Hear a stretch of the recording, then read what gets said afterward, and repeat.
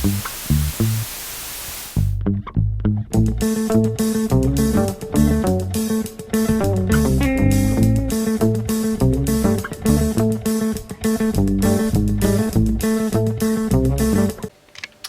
fermiers, amis fermières, bonjour, bienvenue à la ferme, bienvenue sur Cocotte TV. Aujourd'hui, je vous présente une souris. Comme je vous l'avais dit dans la vidéo précédente, nous allons attaquer et nous terminons une petite série de souris assez proches techniquement qui se battent un petit peu sur le même terrain, c'est-à-dire celui du bon marché, pour être clair, de l'argument technique intéressant, c'est-à-dire du RGB, du home run, de l'ambidextrie pour celle-ci, et celle-ci nous provient de chez Cooler Master et se prénomme la Master Mouse S, qui est aussi une souris qui intègre la gamme des Master Mouse. Il y en aura plusieurs, vous avez déjà eu quelques news sur cocottland.com à propos de ça, donc on va avoir des séries pro. Celle-ci c'est plutôt l'entrée de gamme, pas totalement entrée de gamme, puisqu'il y a une en dessous si je ne m'abuse. Celle-ci on va dire c'est le niveau technique correct pour 40 € à peu près. Donc on a vraiment une petite série de souris qui sont vraiment placées au même endroit sur la gamme, sur le marché. Donc la concurrence va être difficile. Celle-ci a des arguments, vous allez le voir, je vais y revenir. Donc du côté du packaging, je vous l'ai présenté assez rapidement.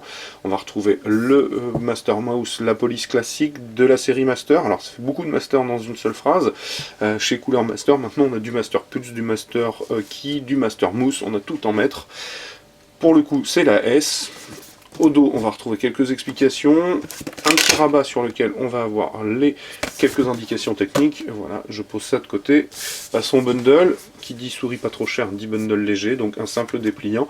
Et nous avons donc la souris. Alors la souris, eh bien vous allez voir, c'est une souris plutôt sympa. Elle est, j'aime bien cet aspect appelé gunmetal, hein, c'est un espèce de gris titane, un peu anodisé, c'est assez sympa et bien réussi.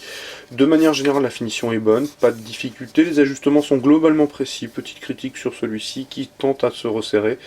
Bon, rien de bien méchant, mais c'est notable. Donc on va retrouver, vous le voyez, une souris assez sobre, pas de difficulté de ce côté-là, pas de pavé de caoutchouc. En dessous, le traditionnel plastique un petit peu qualitativement moins haut, granuleux avec un badge, bref, quelque chose de connu. Alors, pour être clair, on a une petite barrette translucide qui va laisser passer la lumière de la diode RGB, deux zones cette fois-ci, sur la barrette et sur la molette. Donc en remontant, on a le logo Cooler Master, une coque assez arrondie, j'y reviendrai sur la prise en main, on est vraiment pas mal.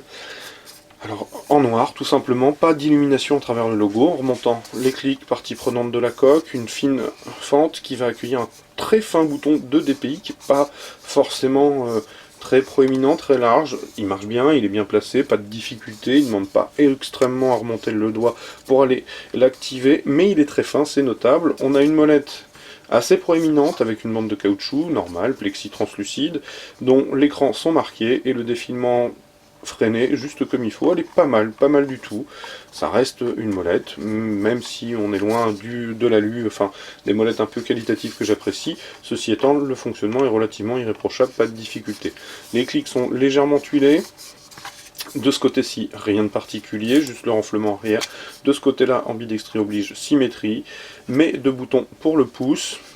Pas de difficulté, bien placé. En partie avant, on a le départ du câble. Alors le câble, petite nouveauté, il est strié, je ne sais pas si vous le verrez à la caméra, donc assez sympa, caoutchouté, strié. C'est une première, je l'avais rarement vu sur une souris, donc pourquoi pas. En dessous, je l'ai dit, les trois patins, le capteur, le marquage, bref, vraiment une souris, vous voyez, simple, qui tombe bien sous la main, ça c'est indéniable. Sur le plan technique, bien je vous l'ai dit en introduction, qu'allons-nous trouver?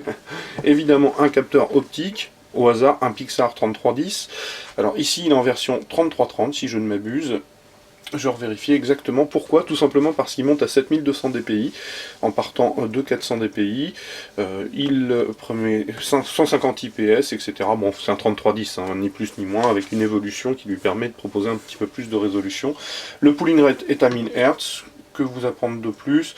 Elle embarque un petit processeur 32 bits ARM, elle a 512 kg à bord en puce mémoire pour les macros, on a des switch home run, 20 millions d'activations, pardon, j'étais en train de chercher mes mots, donc switch d'entrée de gamme chez home run. Que vous dire d'autre? Qu'elle bénéficie du support d'un petit logiciel qui est bien fichu, qui va permettre donc de jouer avec les différentes possibilités des zones d'éclairage. Et qui va pouvoir aussi bien évidemment nous permettre de faire des macros et donc les embarquer à bord sur, si je ne m'abuse, 4 profils, mais je ne suis pas certain. Je dirais peut-être 5, il faudra que vous reveniez lire le test écrit, parce que là, je ne vous cache pas, j'ai un trou de mémoire. De manière générale, sur la prise en main, on est plutôt pas mal, elle ne sera pas forcément à l'aise sur un palm grip parce qu'elle est trop compacte. Par contre, claw finger, nickel, pas de difficulté. Vraiment une prise en main très très sympa, qui n'appelle pas de critique, on est à l'aise avec la souris, à condition de ne pas vouloir étaler la main dessus, ça c'est évident. Donc on a une Master Mouse S, finalement recommandable, pas de difficulté de ce côté-là. Master Mouse S, qui, je l'ai dit, est tarifé autour de 40 €.